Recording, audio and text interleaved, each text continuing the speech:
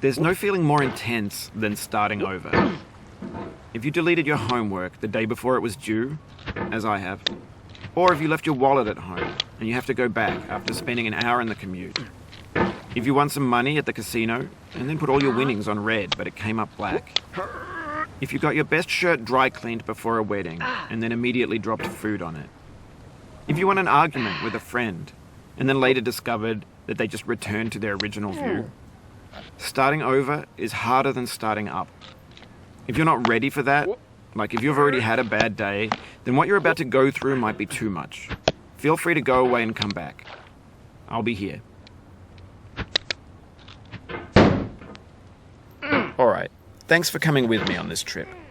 I'll understand if you have to take a break at any point. Just find a safe place to stop and quit the game. And don't worry, I'll save your progress, always. Even your mistakes. This game is a homage to a free game that came out in 2002, titled Sexy Hiking.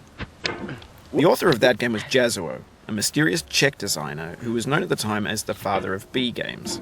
And B games are rough assemblages of found objects. Designers slap them together very quickly and freely, and they're often too rough and unfriendly to gain much of a following. They're built more for the joy of building them than as polished products.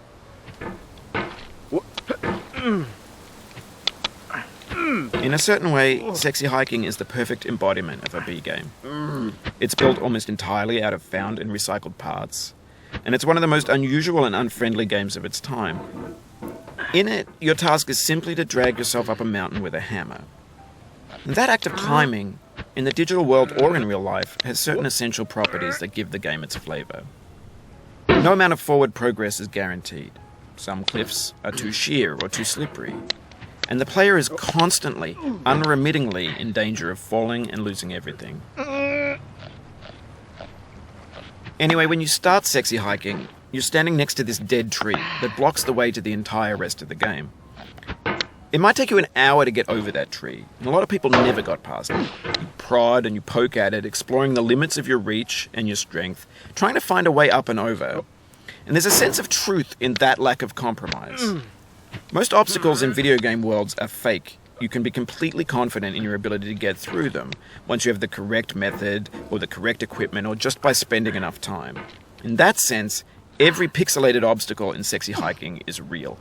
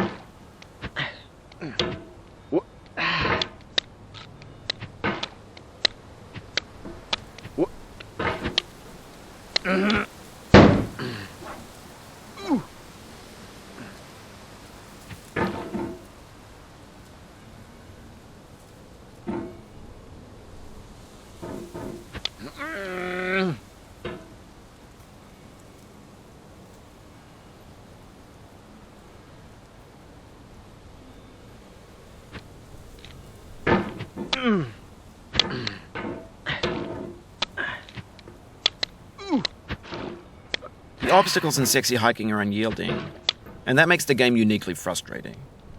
But I'm not sure Jazuo intended to make a frustrating game. The frustration is just essential to the act of climbing, and it's authentic to the process of building a game about climbing.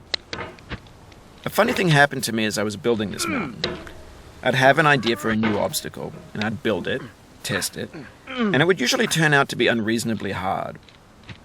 But I couldn't bring myself to make it easier. It already felt like my inability to get past the new obstacle was my fault as a player rather than as a builder. Imaginary mountains build themselves from our efforts to climb them, and it's our repeated attempts to reach the summit that turns those mountains into something real.